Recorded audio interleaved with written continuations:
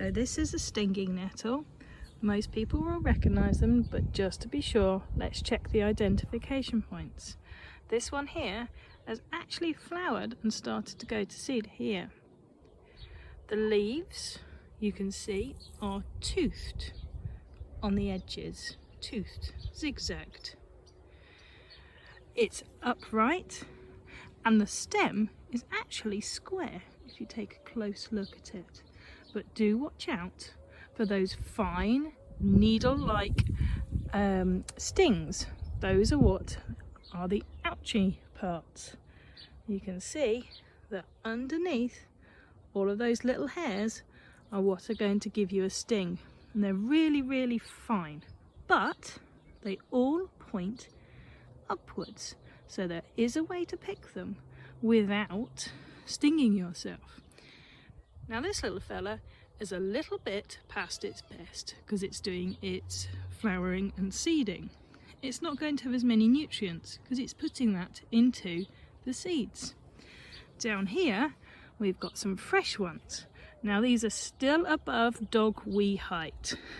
Don't go picking right down at ground level, and try to stay away from any areas where there might have been people using chemicals, such as edges of roads and pathways and near fields. If you've got any doubts, don't pick and eat it. Okay, so here we go. What we want is we want the fresh young growth right at the top. You can eat these lower leaves, but they're a bit tougher and harder to digest.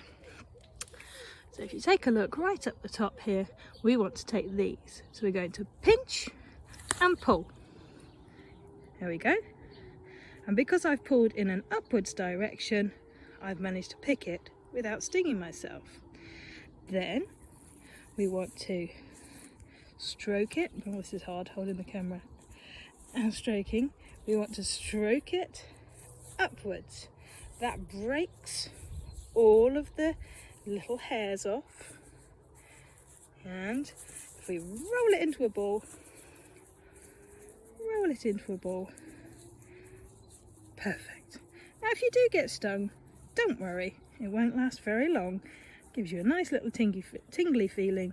Apparently it's also pretty good for stimulating circulation. And there you go, a nice little morsel to pop in your mouth.